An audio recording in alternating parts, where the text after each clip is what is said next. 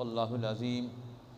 محترم حاضرین، عزیز بزرگوں اور بھائیوں، آج رمضان المبارک کی اس رات میں نماز تراویح میں جو ہم نے کلام مجید سنا ہے، سورۃ القصص، اس کا بقیہ حصہ سورہ العنکبوت پوری، سورۃ الروم مکمل، سورہ لقمان، سورہ الف لام میم سجدہ اور سورۃ الاحزاب کا آدھا حصہ آج ہم نے سنا ہے۔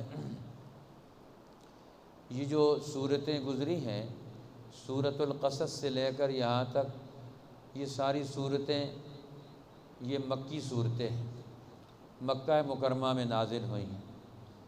سورۃ القصص، قصص کہتے ہیں، جمع ہے قصے کی۔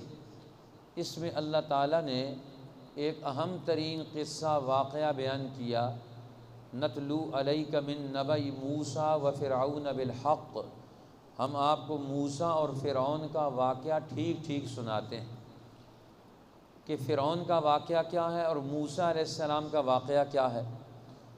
قرآن حکیم ہمیں ایک اصول سمجھاتا ہے یہاں سے، اور یہ صورت نازل ہوئی رسول اللہ پر، اس موڑ پر نازل ہوئی جب اللہ کے پیغمبر ہجرت کر کے تشریف لے جا رہے تھے، مکہ مکرمہ کو چھوڑ کر مدینہ طیبہ جا رہے تھے، اور ابھی راستے میں تھے، مدینہ کے راستے میں تھے، اور راستے پر نہیں جا رہے تھے، بغیر راستے کے جنگلوں سے، ویرانوں سے، ریگستانوں سے، گھاٹیوں سے گزر کر جا رہے تھے، عام راستے سے نہیں جا رہے تھے۔ اس لیے آپ صلی اللہ علیہ وسلم نے، ابو بکر صدیق نے راستے کا ایک راہ رو اپنے ساتھ رکھا تھا۔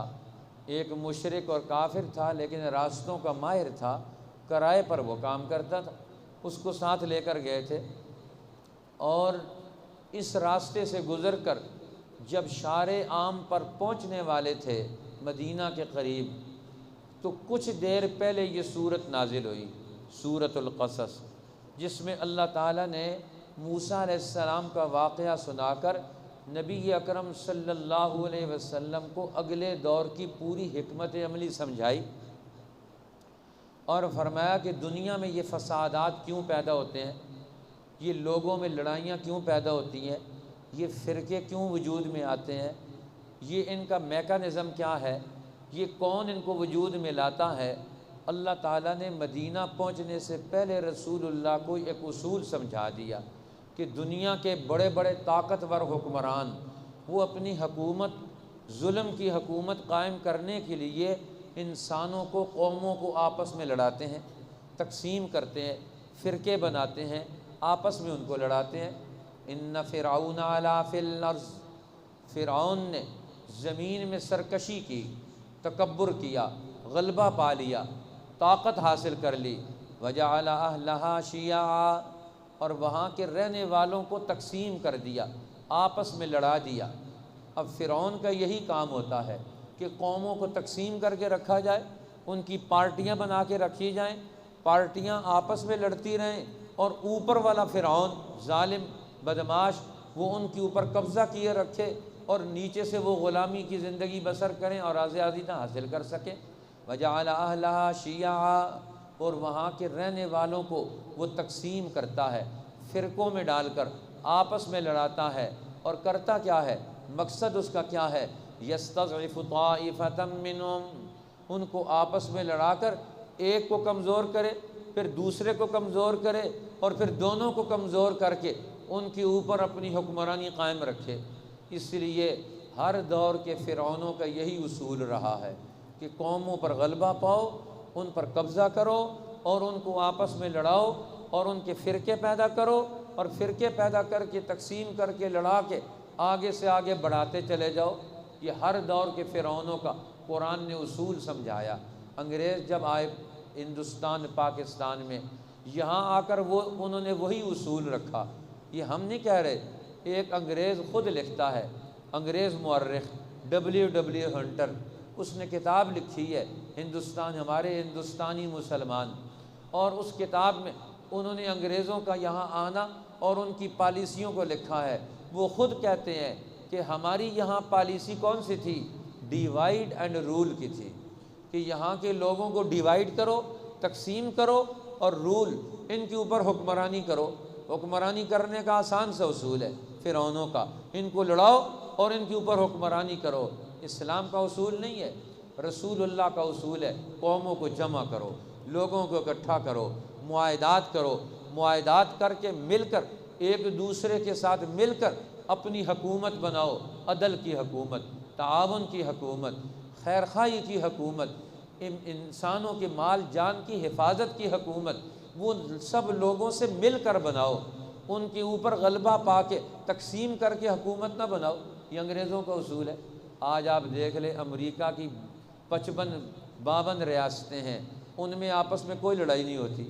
لڑائی کہاں ہوتی ہے؟ پاکستان ہندوستان، لڑائی کہاں ہوتی ہے؟ ایران عراق، لڑائی کہاں ہوتی ہے؟ افغانستان، لڑائی کہاں ہوتی ہے؟ کشمیر میں، لڑائی کہاں ہوتی ہے؟ افریقہ اور ایشیا کے ملکوں میں۔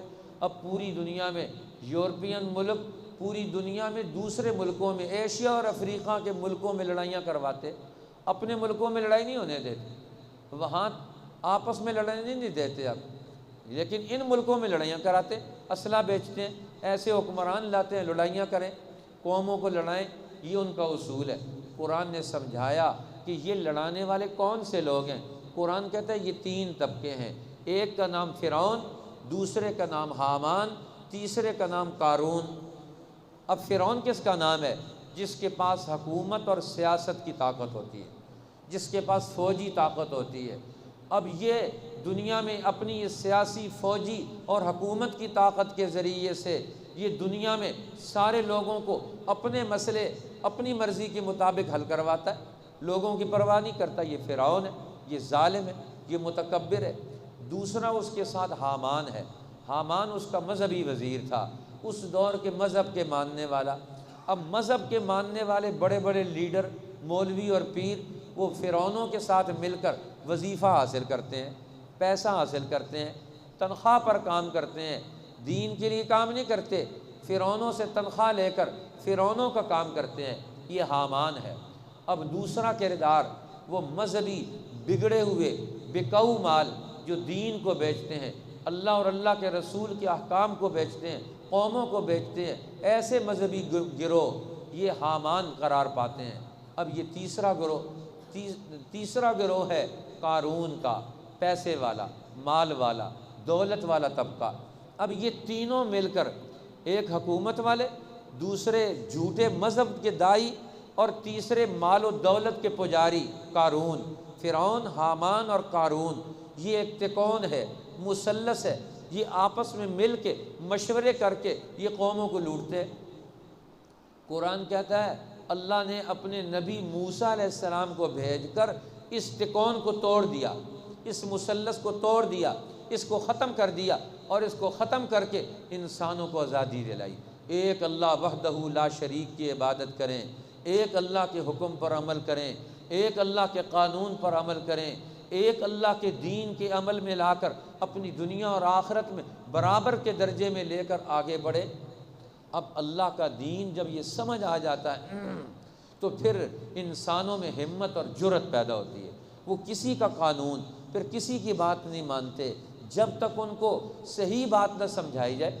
حضرت عمر رضی اللہ تعالیٰ عنہ ممبر پر کھڑے ہوئے خطبہ دے رہے ہیں، اسمعوا واطیعوا، سنو اور مانو، ہم اللہ کا حکم تمہیں سناتے ہیں اور تم ہماری یہ بات مانو۔ ایک دیہاتی کھڑا ہو گیا، وہ کہنے لگا لا نسمع ولا نطیع، ہم آپ کی بات سنیں گے بھی نہیں اور مانیں گے بھی نہیں جب تک آپ یہ نہیں بتائیں گے کہ یہ آپ کا کرتا کیسے بن گیا۔ ہم آپ کی بات اس وقت تک نہیں سنیں گے، نہیں مانیں گے جب تک آپ ہمیں مطمئن نہیں کر دیں گے، اپنے قانون سے، اپنے حکم سے مطمئن نہیں کر دیں گے۔ اور اطمینان کیسے ہوگا کہ آپ کے پاس یہ دوسرا کرتا، یہ دوسری چادر کیسے آ گئی؟ مال غنیمت میں سب کو ایک ایک چادر ملی ہے اور آپ کے پاس یہ 2 چادریں کہاں سے آ گئی؟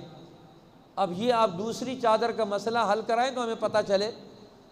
ہم حق والوں کی بات سنیں گے، حق پر عمل کرنے والوں کی بات سنیں گے، جھوٹے لوگوں کی بات نہیں سنیں گے۔ اب قرآن نے یہ ذہن پیدا کر دیا۔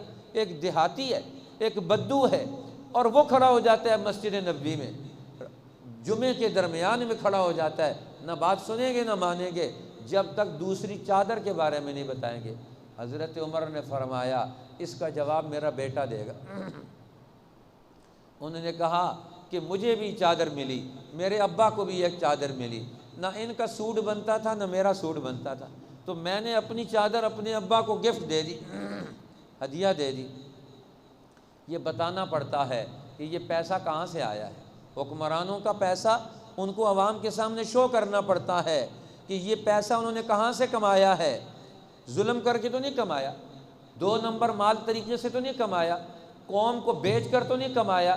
اب قرآن یہ ذہن پیدا کرتا ہے یہ فرعونوں کا مال یہ لوٹ مار کا مال ہے، یہ حامانوں کے پاس مال یہ لوٹ مار کا مال ہے، یہ قارونوں کے پاس پیسہ یہ قوموں کی لوٹ مار کا پیسہ۔ اب قارون کے پاس پیسہ کہاں سے آیا؟ فرعون نے اس کو پرمٹ جاری کیا ہوا تھا۔ جو تجارت ہوتی تھی سب سے پہلے قارون کے پاس ہوتی تھی اور قارون پھر آگے بیچتا تھا چیزوں کو۔ اب پرمٹ اس کے پاس تھا، لہذا سارا پیسہ اس کے پاس جمع ہوتا تھا۔ اب یہ تینوں طبقے مل کر لوٹ مار کرتے تھے۔ ان قارون کان من قوم موسیٰ، قرآن کہتا ہے قارون یہ فرعون کے خاندان سے نہیں تھا، یہ بنی اسرائیل میں سے تھا۔ کان من قوم موسیٰ، موسیٰ علیہ السلام کی قوم سے تھا۔ فبغى علیہم، لیکن اس نے سرکشی کی، اللہ کے نبی کی بات نہیں مانی، اللہ کے نبی کی مخالفت میں آ گیا، مقابلے میں آ گیا پیسے کی بنیاد پر۔ اب یہ پیسہ اس کے پاس موجود تھا، موسیٰ علیہ السلام کہتے تھے اس کی زکوٰۃ ادا کر، پیسہ آئے گا تو پیسے پر غریبوں کا حق ہے۔ یہ کہتا تھا غریبوں کا حق کہاں سے آ گیا، پیسہ میرا ہے، کہتے غریبوں کا حق ہے، کیوں دوں میں غریبوں کو؟ لیکن مجبور ہو جاتا تھا کہ غریبوں کو زکوٰۃ دینی پڑے گی، وگرنہ موسیٰ علیہ السلام کی دعوت سے میں اپنی قوم میں بدنام ہو جاؤں گا۔ اب پھر زکوٰۃ کیسے دیتا تھا؟ غریبوں کو بلا کر اپنے گھر میں زکوٰۃ دیتا تھا۔ ایک کو دے دیا 100 درہم، دوسرے کو 100 درہم، تیسرے کو 100 درہم، چوتھے کو 100 درہم، اور اس کے بعد ان کو دے کر کہتا تھا قارون یہ پیسے زکوٰۃ تو میں نے تمہیں دے دی ہے، لیکن تمہارے محلوں میں تمہارے علاقوں میں چوریاں ہوتی ہیں بہت، لہٰذا تم میرے پاس واپس جمع کرا دو۔ زکوٰۃ دے کر ان کو وہیں بیٹھے بیٹھے دے دیتا تھا، ادھر سے موسیٰ علیہ السلام کو مطمئن کر دیا اور ادھر غریبوں کو نیا مسئلہ سمجھایا کہ تمہارے علاقے میں تمہارے محلے میں چوریاں بہت ہوتی ہیں، لہٰذا یہ چور تمہارا مال لے جائیں گے تم میرے پاس ہی دوبارہ محفوظ کر لو، ہمارے بینکوں میں واپس جمع کر دو، ہمارے پاس محفوظ کر دو، اب ہمارے پاس تمہارا پیسہ محفوظ رہے گا۔ وہ بیچارے غریب جیسے آتے تھے پہلے غریب، اسی طرح اٹھ کے غریب اسی طرح واپس چلے جاتے تھے۔ قارون پیسہ دے کر واپس اپنی تجوریوں میں جمع کر لیتا، اور دوبارہ مانگنے کے لیے آتے تو پھر قارون نے ملنے کو نہیں۔ اس طرح پاکستان کے وزیر، پاکستان کے اسمبلیوں کے ممبر ووٹ لینے کے لیے تو آ جاتے ہیں اور اس کے بعد پھر عوام کو نظر نہیں آتے ہیں۔ وہی حال تھا قارون کا، زکوٰۃ دینے کے وقت میں ان کو بلا لیا اور پھر اس کے بعد کہتے ہیں سر میٹنگ میں ہے، وہ بھی ملاقات نہیں کر سکتے، وہ پھر اگلے سال لوگوں کو ملتا تھا، پھر اسی طرح زکوٰۃ دیتا تھا، پھر واپس جمع کر لیتا تھا۔ اللہ کو بھی دھوکہ دیتا ہے، قوم کو بھی دھوکہ دیتا ہے، دین کو بھی دھوکہ دیتا ہے، دنیا پرست ہے۔ اللہ فرماتا ہے وَآتَيْنَاهُ مِنَ الْكُنُوزِ، ہم نے اس کو اتنے خزانے دیے، مَا إِنَّ مَفَاتِحَهُ لَتَنُوءُ بِالْعُصْبَةِ أُولِي الْقُوَّةِ، اس کی چابیاں اٹھانے کے لیے لشکر خچروں کے چلتے تھے، جس پر اس سونے چاندی کے ذخیروں کی چابیاں لے کر وہ چلتے تھے۔ لیکن جب اللہ کی پکڑ آئی تو عام لوگ دیکھ کر قارون سے متاثر ہوتے تھے، وہ کہتے تھے کتنا خوش نصیب انسان ہے، اس کے پاس کتنی دولت ہے، کتنی عزت ہے، پیچھے کتنی فوج ہے، آگے کتنا ہے، اس کے محلات دیکھو، ان کی چیزوں کو دیکھتے تھے، رال ٹپکتی تھی۔ اور اللہ کے دین کی سمجھ رکھنے والے قال الذین اوتوا العلم، جن کو اللہ نے موسیٰ علیہ السلام کی صحبت سے علم دیا، وہ ان کو سمجھاتے تھے ویلکم، تمہاری ہلاکت و بربادی ہو، یہ حرام کا مال ہے، یہ ظلم کا مال ہے، یہ لوٹ مار کا مال ہے، یہ تباہ کرتا ہے۔ ثواب اللہ خیر لمن آمن، اللہ کا دیا ہوا ثواب وہ زیادہ بہتر ہے۔ اب فرعون کیا کہتا تھا؟ یہ مال میرا ہے، انما اوتیتہ علی علم عندی، یہ مال تو میں نے اپنے علم سے کمایا، غریب کو کیوں دوں؟ غریب کا میرے مال میں کیوں حق ہے؟ یہ میں ماننے کے لیے تیار نہیں۔ موسیٰ علیہ السلام نے فرمایا نہیں، یہ مال اللہ کی امانت ہے، یہ تیرے پاس امانت ہے، یہ مال اللہ کا ہے، اس میں سے تو نے حق ادا کرنا ہے، غریبوں کا حق ادا کرنا ہے، اللہ کا حق ادا کرنا ہے۔ اولم یعلم ان اللہ قد اہلک من قبلہ من القرون من هو اشد منہ قوۃ واکثر جمعا، کیا تم دیکھتے نہیں ہو اللہ نے تم سے پہلے کتنی قوموں کو ہلاک اور تباہ و برباد کر دیا؟ وہ مال تھا ان کے پاس، پھر کیوں تباہ ہوئے؟ معلوم ہوتا ہے مال تباہی سے نہیں بچاتا، یہ مال تباہی کی طرف لے کر جاتا ہے جب مال کا حق نہ ادا کیا جائے۔ اب مال کا حق کیا ہے؟ قرآن پاک نے اگلی سورۃ العنکبوت میں مال کا حق بتایا ہے کہ مال کا حق کیا ہے۔ ماں باپ پر خرچ کرو، رشتہ داروں پر خرچ کرو، غریبوں پر خرچ کرو، معاشرے پر خرچ کرو، عوام پر خرچ کرو، اللہ کی مخلوق پر خرچ کرو، یہ مال کا حق ہے۔ اس لیے اللہ نے امتحان لینا ہے تمہارا۔ احسب الناس ان یترکوا ان یقولوا آمنا وہم لا یفتنون، کیا لوگ سمجھتے ہیں کہ ہم ایمان کا نعرہ لگائیں گے ہم کامیاب ہو جائیں گے؟ اللہ کہتے ہیں ان کو آزمایا نہیں جائے گا، اللہ کہتے ہیں ان کو آزمایا جائے گا، آزمانے کے بعد پتہ چلے گا کھرا کون ہے کھوٹا کون ہے۔ کھرا وہ ہے جو مال کو اللہ کے نام پر خرچ کرے، اور کھوٹا وہ ہے جو مال کو بچا کے رکھے، اللہ کی مرضی اور اللہ کے رسول کی مرضی پر مال خرچ کرنے کے لیے تیار نہ ہو۔ اللہ نے حضرت نوح علیہ السلام کا واقعہ بیان فرمایا کہ دیکھو نوح علیہ السلام کے دور کے مالداروں نے ان کی بات نہیں مانی، ارسلنا علیہم الطوفان، ہم نے ان پر طوفان بھیجا، کیا ان کا مال ان کو بچا سکا؟ ابراہیم علیہ السلام کا واقعہ بیان کیا، قوم لوط کا واقعہ بیان کیا، جن کی فطرت مسخ ہو گئی، جن کے اخلاق بگڑ گئے، جنہوں نے گھر اور خاندان کا نظام اجاڑ دیا۔ اللہ فرماتے ہیں یہ سب کے سب لوگ کون ہیں؟ یہ عنکبوت، یہ مکڑی کا جالا ہے، یہ مکڑی کا جالا ہے، مالدار لوگوں کا مال یہ مکڑی کے جالے کی حیثیت رکھتا ہے، اس سے زیادہ کوئی حیثیت نہیں رکھتا۔ ان اوہن البیوت لبیت العنکبوت، اللہ فرماتے سب سے کمزور اور بودا گھر یہ عنکبوت مکڑی کا گھر ہے، اور مالدار لوگ جتنا نظام بناتے ہیں یہ عنکبوت کا گھر ہے۔ جس میں غریب کا حق ادا نہ ہو وہ مال تباہی اور بربادی کی طرف لے کر جاتا ہے، آخری انجام اس کے تباہی اور بربادی ہے۔ لہٰذا اس کو سمجھنا چاہیے کہ اللہ نے یہ مال کس لیے دیا ہے۔ کہتے ہیں پچھلے دور کے بزرگوں میں سے علامہ جلال الدین رومی کے والد، ان کے بزرگ، ان کو ایک اس دور کے حکمران نے، گورنر نے بلایا اپنے گھر میں، ہم نے محل بنایا ہے، اس محل کے بارے میں آپ بتائیں، آئیں اور برکت ہوگی۔ وہ گئے، انہوں نے کہا برکت تو تمہارے عمل سے ہوگی، ہماری تمہاری دوستی ہے، ضرور آئیں گے تیرے پاس۔ اب اس کے محل میں پہنچے، اس نے پوچھا کہ آپ کو میرا محل کیسا لگا ہے؟ مضبوط ہے، خوبصورت ہے؟ انہوں نے کہا میرا ایک سوال ہے، اس محل کو مظلوم کی آہ سے بچانے کے لیے کیا انتظام کیا ہے؟ یہ محلات کی مضبوطی اینٹ پتھر سے نہیں ہوتی، محل میں رہنے والے ایک غریب، ایک یتیم اور ایک مظلوم کا مسئلہ حل کرنے کے لیے گھر سے نکلتے ہیں کہ نہیں نکلتے؟ وہ اپنے گھر کی مصروفیات میں سے وقت نکال کر ایک مظلوم کا مسئلہ حل کرتے ہیں کہ نہیں کرتے؟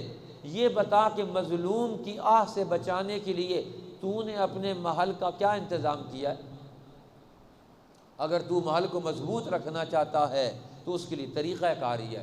اس لیے اللہ تعالیٰ نے فرمایا کہ اب تم دنیا میں آگے بڑھو اور اللہ کا دین اور اس کا عمل پیدا کرو۔ اتل ما اوحی الیک من الکتاب، جو اللہ نے آپ پر کتاب وہی پڑھی ہے، وہی بھیجی ہے، اس کی تلاوت کریں۔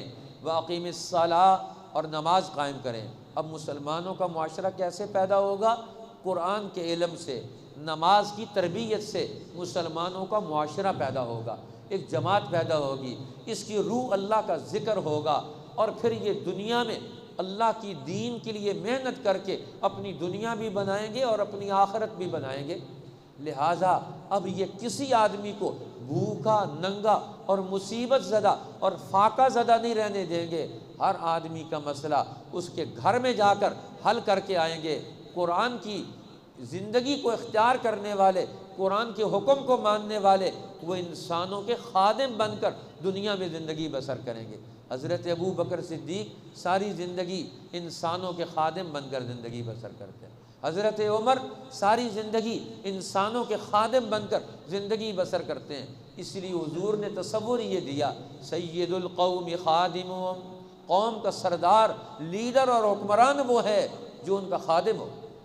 آج ہمارے لیڈر کیا ہے؟ قوم سے خدمت لیتے ہیں۔ اسلام کہتا ہے حکمران، اسلام کے حکمران وہ ہیں جو قوم کے خادم ہوں، انسانوں کے خادم ہوں۔ اب قوم ان کی خدمت کرے۔ آج ہمارے حکمران ساری قوم سے اپنی خدمتیں لیتے ہیں اور قوم کی خدمت کرنے کے لیے کوئی تیار نہیں، قوم کی الٹی خدمت کرتے ہیں۔ یہ جو پہلے سے چیزیں موجود ہوتی ہیں وہ بھی غائب ہو جاتی ہیں حکمرانوں کے آنے کے بعد۔ قرآن نے ہمیں تصورات دی اور فرمایا دیکھو سورۃ الروم، اب یہ قرآن دنیا میں ایسے ظالم حکمران، جس طرح رسول اللہ کے زمانے میں ایران کا حکمران کسریٰ تھا اور روم کا حکمران قیصر تھا، قرآن نے کہا آج ان کی آپس میں جنگیں ہیں، قیصر اور کسریٰ آپس میں لڑ رہے ہیں، تم تیاری کرو اگلے دور کے لیے۔ غلبت الروم فی ادنی الارض، زمین کے ایک حصے میں آج رومی ایرانیوں سے لڑ کر کمزور ہو کر مغلوب ہو گئے، تھوڑے دنوں میں ایرانی مغلوب ہو جائیں گے، رومی غالب آ جائیں گے، اور پھر اس کے بعد اگلا نتیجہ کیا آئے گا؟ یہ عرب کی سرزمین سے اٹھنے والی، قرآن کی محنت سے اٹھنے والی یہ جماعت، یہ اگلے دور میں دونوں پر غالب آ جائے گی۔ بنصر اللہ، اللہ کی مدد آئے گی، ینصر من یشاء، اللہ مدد کرے گا اور اللہ کی مدد سے مکہ فتح ہوگا، پھر اللہ کی مدد آئے گی اور پھر بیت المقدس فتح ہوگا، پھر اس کے بعد قیصر روم اور کسریٰ ایران، ان دونوں کی حکمرانیاں ختم ہو جائیں گی۔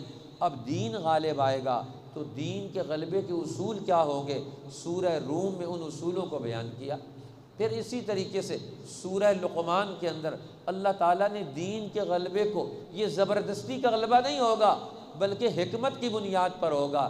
تلک آیات الکتاب الحکیم، یہ آیات ہیں حکمت والی کتاب کی۔ وَلَقَدْ آتَيْنَا لُقْمَانَ الْحِكْمَةَ، ہم نے لقمان علیہ السلام کو حکمت اور دانائی دی اور انہوں نے حکمت اور دانائی کی بنیاد پر مسائل حل کیے۔ اب وہ غلام تھے حضرت لقمان، ایک دفعہ ان کے مالک نے انہیں کہا کہ یہ بکرا ذبح کیا ہے، اس بکرے کا بہترین جو جسم کا حصہ ہے وہ لے کر آؤ کاٹ کے۔ اب بکرا ذبح کیا تو وہ اس کی زبان لے کر آ گئے۔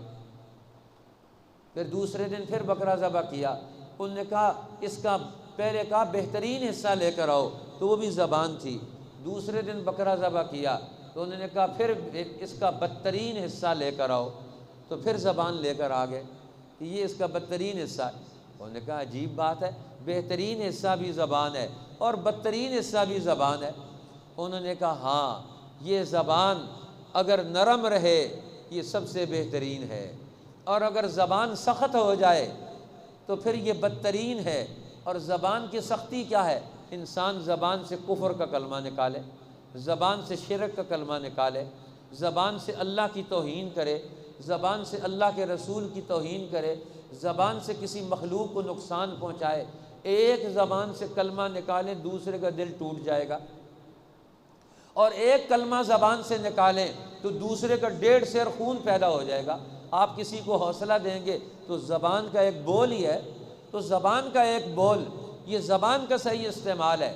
تو اب انہوں نے کتنی خوبصورت بات کی، حکمت بری بات، کہ زبان سخت ہو جائے یہ سب سے بدترین جسم کا حصہ ہے، اور زبان نرم ہو جائے تو یہ سب سے بہترین جسم کا حصہ ہے۔ اس لیے تو حضور علیہ السلام نے فرمایا قیامت کے دن سب سے زیادہ لوگ جہنم میں جائیں گے تو اپنی زبان کے غلط استعمال کی وجہ سے جائیں گے۔ هل يكب الناس في النار على وجوههم الا حصائد السنتهم، قیامت کے دن جہنم کے اندر انسانوں کو اوندے منہ کون سی چیز گرائے گی؟ وہ ان کی زبان کی کٹی ہوئی کھیتی۔ آج روزے کی حالت میں مسلمانوں کو یہ تربیت دی جاتی ہے کہ زبان کو کنٹرول کرو۔ آج کسی کی زبان کنٹرول میں نہیں ہے، ہر ایک بول رہا ہے، کچھ پتہ نہیں کیوں بول رہے ہیں، کیا بول رہے ہیں، کیا نتیجہ نکالنا ہے اس بولنے کا۔ اس لیے فرمایا کہ اپنی زبان کو کنٹرول کرو، زبان کو کنٹرول کرو۔ حضرت لقمان کی نصیحتوں کو قرآن نے ذکر کیا۔ جب انسان عقل اور حکمت کی بات کرتا ہے قرآن بھی اس کو بیان کرتا ہے۔ حضرت لقمان کی باتوں کو قرآن نے بیان کیا۔ وہ کتنی اچھی باتیں ہیں۔ یا بنی لا تشرک باللہ، اے بیٹے اللہ کے ساتھ کسی کو شریک نہ ٹھہرانا، ان الشرک لظلم عظیم، شرک بہت بڑا ظلم ہے۔ اب اسی طرح یا بنی، اب بیٹے اپنے بیٹے کو خطاب کرتے ہیں، وَأْمُرْ بِالْمَعْرُوفِ وَانْهَ عَنِ الْمُنْكَرِ وَاصْبِرْ عَلَىٰ مَا أَصَابَكَ، اے بیٹے نیکی کا حکم کر، صبر کر، اور اپنے عزم کا، ارادے کا، فیصلہ کا، صحیح کام کرنے کا اپنا ایک مقام اور مرتبہ پیدا کر۔ اس لیے آج ضرورت ہے ہم حکمت والی باتوں کو سیکھیں۔ سورہ الف لام میم سجدہ ہے، نبی اکرم صلی اللہ علیہ وسلم روزانہ رات کو یہ سورت پڑھ کر سویا کرتے تھے۔ اللہ جل شانہ اس سورت کریمہ میں مسلمانوں کو قرآن کی عظمت اور اگلے آنے والے 100 سال اور 1000 سال تک قرآن حکیم سے علمی اور عملی طور پر کیا رہنمائی لیں گے، اس کے اصول سمجھائے۔ وہ لوگ جو راتوں کو کھڑے ہو کر اللہ کی عبادت کرتے ہیں، ان کا طریقہ کار بتایا، یہ ہیں کامیاب ہونے والے لوگ۔ اللہ نے ان کے لیے دنیا اور آخرت کی نعمتیں تیار کی ہیں۔ اللہ جل شانہ ہمیں دین کی سمجھ عطا فرمائیں، قرآن حکیم کا عمل نصیب فرمائیں، اور دنیا میں قرآن کی حکمت سے، اس کی دانائی سے اپنی زندگی کو صحیح اصولوں پر استوار کرنے کی توفیق عطا فرمائیں۔ وآخر دعوانا ان الحمد للہ رب العالمین۔ درود شریف